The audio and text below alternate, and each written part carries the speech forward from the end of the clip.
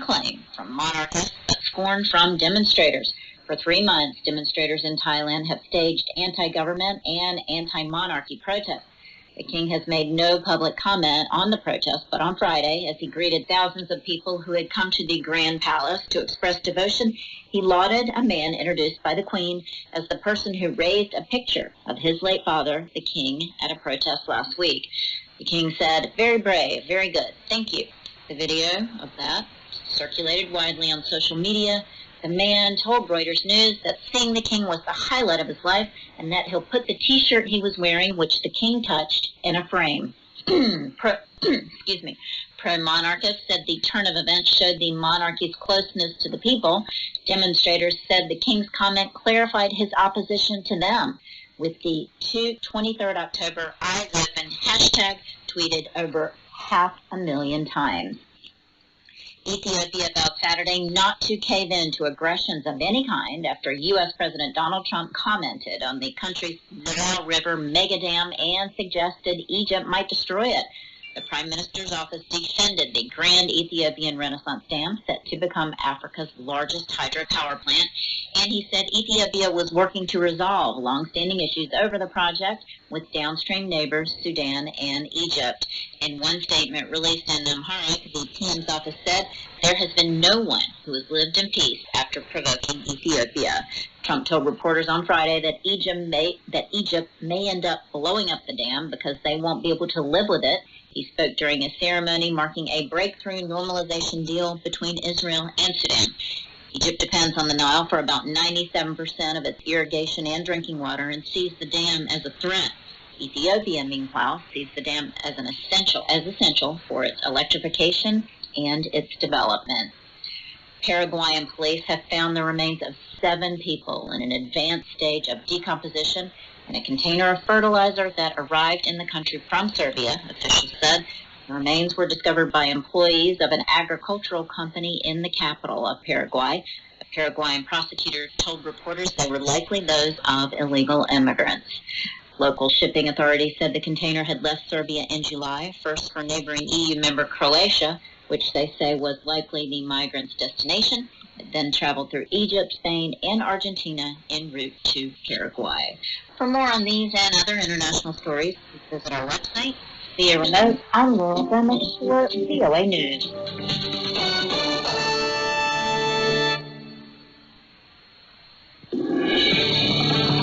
From Washington, VOA presents Issues in the News.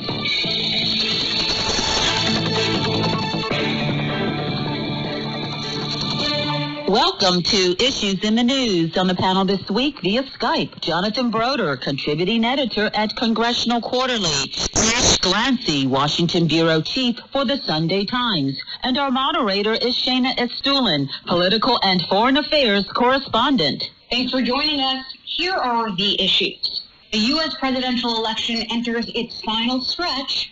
We'll look at how both candidates are driving their message home with voters. And a second coronavirus wave. Countries around the world face a troubling rise in COVID-19 cases as the weather turns cooler. Plus, the U.S. sets the stage for another Arab country to make peace with Israel. We'll discuss what that could mean for peace in the Middle East. Jonathan, Josh, great to have you both this week. Let's start with the election. I think it is fair to say this is the final stretch. It feels like we've been in this election cycle for 10 years at this point, but it is actually coming to an end soon. We've got under 2 weeks to go. So as we get in these closing days, Jonathan, give us a sense of where the two campaigns stand. What message are they trying to get out there to voters? So Biden is trying to present his agenda for his presidency, and that agenda includes addressing the COVID crisis, first and foremost, and then the economy, and then some other issues that Biden is trying to tie to the COVID crisis. So that would mean things like childcare and immigration. On the other hand, President Trump seems to be focused on attacking Biden, and there hasn't been very much meat to be seen on his agenda. He's really sort of avoided presenting any sort of plan for his reelection. Yeah, and I want to just bring up Hunter Biden for a moment, because this is really a narrative that the president and his allies have been pushing, that Hunter Biden, they allege, not only cashed in on his father's name, but that Joe Biden, when he was vice president, they allege he abused his position to not only help his son, but to enrich himself. Now, the latest twist is this New York Post article where Rudy Giuliani, the president's personal attorney, says he obtained Hunter's laptop and that there are these emails on the laptop that proves what the president and his allies have been alleging. Now, there are a lot of holes, as you pointed out, Jonathan, in this story. First of all, other media outlets have not been able to get access to this laptop to verify its contents. There hasn't been other evidence that Joe Biden did anything wrong. Some Republicans even are willing to say this smacks of Russian disinformation. And, of course, Rudy Giuliani is involved, and he, critics say, has been on this quest to destroy the Bidens and has been meeting dubious characters in order to make that happen. With all that said, Josh, what is the political impact of this story, in your view, especially if more so-called revelations come up in the next few days? Well, more revelations have just come up, in that you've had Hunter Biden's ex-business partner apparently coming forward with a statement saying that these emails are true and that he was involved in these business deals in China and that Joe Biden was taking a cut. Now, we've got to treat all of this carefully. I mean, these are pretty big allegations, and they're coming from people who, like Rudy Giuliani, who have a history of, engaging in the dark arts of politics. But I do think we need to take them seriously, and I do think there's been a failure so far in the broader media to properly look at these allegations. There isn't really that much evidence of Russian disinformation that anyone's presented. Their political impact is difficult to ascertain because, well, they're not being that widely reported. So they've been restricted to conservative media at this point. One isn't really even able to spread the stories on Twitter, who have shut a lot of this down. I do think it's fired up the Trump base a little bit, who are maybe feeling a little bit down in the dumps, because it's given them something to talk about. It's a little bit of a redux of 2016 when the president, or Donald Trump rather then, was going on about Hillary Clinton's emails and her email server, and there's a feeling that they've got their teeth into something. Whether it really changes any votes, I think a lot of people probably want to hear more about issues like healthcare, like COVID, like the economy, which Trump also probably should be talking about more. But it might sort of puncture Biden's good guy aura a little bit. It might sort of make a few people think, well, aren't they all as bad as each other? Biden's been quite effective at presenting himself as a sort of very angelic relative to Donald Trump candidate.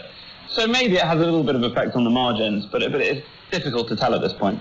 Yeah, I will just say that the Senate has looked into some of these allegations, and there wasn't evidence that Joe Biden did anything wrong, even if Hunter Biden may have done ethically questionable things. It's his son, it's not him.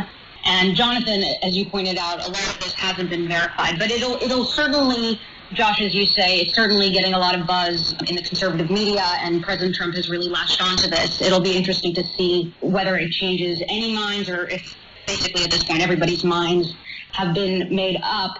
Jonathan, I want to go to this story that's developing, especially since you're the national security expert here. And John Radcliffe, a top U.S. intelligence official, came out and he says that they have evidence that Russia and Iran want to meddle in the election. And it's not so surprising, but more surprising is that Iran is behind these recent emails, these spoof fake emails, allegedly from the Proud Boys, this far-right group, threatening Democrats that they have to vote for Trump. What do you make of these developments? They're a bit confusing, partially because Radcliffe hasn't really given very many details about this, the background behind it, or how they found this out. What's clear is that I think the Iranians probably got the information that they needed from the voter rolls, because they were able to send out these emails from public sources. I mean, they didn't. There's no evidence that they hacked into Russian databases. Because voters had access to that information. Yes. For example, the news conference raised more questions than it provided answers. Radcliffe basically said that the motive behind these emails was to damage President Trump. And that's a little bit difficult to understand when the emails were basically threatening Democratic voters to change their registration and vote for Trump. So that kind of doesn't compute very well. Also, national security experts maintain that it is very, very difficult in the business of espionage and spying and dirty tricks and these sort of things to assess the motive of those who are doing it. Probably the best explanation that one can come up with at this point is that they're simply trying to sow confusion among the American electorate and erode confidence in the democratic voting system.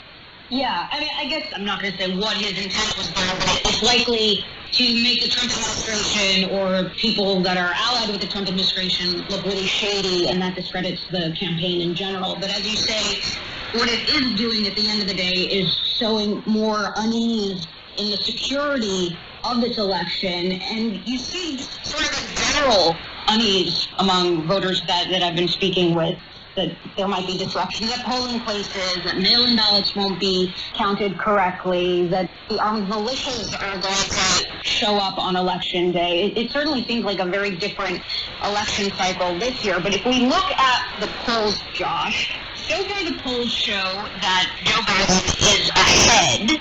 But I don't have to remind our listeners, I'm going to do it anyway, that polls 4 years ago showed Hillary Clinton winning, and she is not president. So what do we make of that? Do you see something different in polling this year? Yeah, well, this is the question that everyone's tearing themselves to pieces over. One thing to remember about 2016 is that the polls did tighten considerably towards the end. So although they did show Hillary Clinton marginally ahead, she wasn't very far ahead on election day. At the moment, the polls are tightening a little bit, but Joe Biden still has a fairly healthy lead in rural states. So the question is, are we missing something? Is there a shy Trump vote out there? Are people not polling Trump voters effectively? Are they sort of not wanting to set the pollsters, or is there this kind of hidden support for Trump out there? If there is, it's pretty well hidden at this point. But Trump's not out of total reach either. You know, if he's 5 or so points behind in places like Pennsylvania and Wisconsin, he's very close in Florida, where they've been spending a lot of money and putting a lot of effort in. So it won't take a huge shift for him to be within the reach of a polling error. So if something happens, say this Hunter Biden story really does blow up, or say Trump eviscerates Biden in the debate, or some other surprise, then it's conceivable that he's within striking distance, and maybe there's a polling error, maybe he pulls an inside straight, as the poker analogy that many people used last time. I think it would be foolish to count Trump out, but equally one has to look at the evidence in front of one's eyes. This race has been very stable. There aren't many undecided. Biden's lead has been fairly consistent throughout. Hillary Clinton's lead, on the other hand, moved around quite a lot. You know, all the evidence in front of our eyes suggests that Biden is quite comfortably ahead. But yes, we are haunted by 2016 and the errors that were made then. And also, we've got to be honest about how effectively one can truly predict an election, which there are limitations to this process. This is true. Let's take a pause here, and we'll come back up. Issues in the News is coming to you from the Voice of America in Washington. If you would like to download the program, it's free on iTunes. Just click on the iTunes tab on our website at voanews.com. While you're there, check out our other programs, Press Conference USA and Encounter. Also visit us on Facebook and leave a comment or two. Then like us at Current Affairs with Carol Castiel. Now back to our panel via Skype. Jonathan Broder, contributing editor at Congressional Quarterly. Josh Glancy, Washington Bureau Chief for the Sunday Times, and our moderator, Sana Estulin, Political and Foreign Affairs Correspondent. Welcome back. We're talking about the U.S. presidential election, less than 2 weeks away. I want to ask you, Jonathan, because I have a couple more questions on this topic. Obviously, this is a huge story. But even if we were checking the polls before the break, even if the polls are correct and a majority of Americans plan on voting or have voted for Biden, Trump still might win because this comes down to math. I'm going to try to use my high school civics here, but the U.S. doesn't have direct vote. We have an electoral college system. Presidents don't win by the popular vote. Each state gets a certain amount of representatives, their electors, and they cast votes on behalf of the people in that state, so that if most people in California vote for Biden, then the electors of that state cast their lot. With Biden, there are 538 electors around the country. Whoever gets 270, the majority, they become president. But because there are these smaller states with fewer people that tend to be Republican, critics say in this electoral college system, Democratic states that are more populous are underrepresented, and Republican states that have fewer people are overrepresented. And thus, Trump still might eke out a win. So how nervous should Democrats be about this now? I think that, remembering what happened in 2016, I think Democrats are nervous. I mean, they're happy that the polls show that Biden is ahead, but they are considering very much, as Josh has said, the possibility that Trump could, while losing the popular vote, could eke out a victory by getting the electoral vote. I might add, though, however, that one of the sort of more, I think, disturbing elements of this election cycle is that Trump has been appealing to state legislators to ignore the popular vote in the event that Biden wins the popular vote, and to award the state's electors to him. And this would basically nullify the popular will. So there is concern about that. There's also, as you mentioned earlier, the concern about the ability of the post office to handle a huge surge, expected surge in mail-in voting, because people want to avoid the possibility of contracting COVID by showing up at a crowded polling station. There was data that was released, I think just yesterday, that showed that in the battleground states, in most of the battleground states, particularly Michigan, Wisconsin, and Georgia, delivery of first-class mail, which is what these ballots would be, is something like 70%, just before the political appointee that took over the U.S. Yeah. There's a lot of unease around post office and mail-in ballots, although I haven't seen any evidence that state legislators are planning on listening to what President Trump said, so we want to just be careful. Sure. We don't get too freaked out here. But I want to jump on, you're talking about COVID-19 and why people are uneasy to show up to vote in person. Let's talk about the coronavirus pandemic. We're 7 months in now. There was a dip in cases, but we're seeing cases now rise around the world. Global cases this week passed 40 million. Here in the U.S., we're seeing cases go up in nearly every state. And in Europe, countries there, the UK, France, they're starting to impose new restrictions. Just, there was a sense that Europe kind of got this, that they were handling it better than the United States. How do people there feel now with cases rising and these new restrictions? It's a pretty bleak feeling. I talk to my friends and family in the UK, and it's a fairly grim sentiment coming out. People are going back into second lockdowns, and it looks like a long winter ahead. There are some glimmers of optimism. One is that the vaccine trials are moving ahead at a reasonably rapid clip, and so the British government is projecting that that they may be able to deliver some kind of vaccine to vulnerable people by the end of the year, which would be obviously very good news, and then try and roll it out more widely next year. And the treatments are getting a lot better, so that the death rate from COVID, even if you are relatively vulnerable, is lowering over time. So we're not seeing quite the same fatality rate that we were back in, say, April, which is obviously very good news. Nonetheless, this is the second wave that everyone feared, and Europe, you're right, did somewhat have the explosion of the virus under control over the summer in a way that America didn't. But it's now back, and it's back really all over Europe, even in countries like Germany that had a pretty good run at it first time around. This is the second wave. It's hopefully the last true wave until we get some sort of vaccine, but people are really, everyone I speak to in Europe is sort of putting their seatbelts on and preparing for a fairly bleak midwinter. Well, Josh, you are correct. New studies have come out that show that the death rate has dropped significantly, but people are still dying. I mean, this is not a low-risk virus. Hundreds of people are dying a day here in the United States. There's over 220,000 1,000 deaths overall since this pandemic broke out here in the U.S. Jonathan, it's fall, it's getting colder, the winter months will drive people indoors where public health experts say the virus spreads more easily. How worried are public health experts about what we might see in the coming months?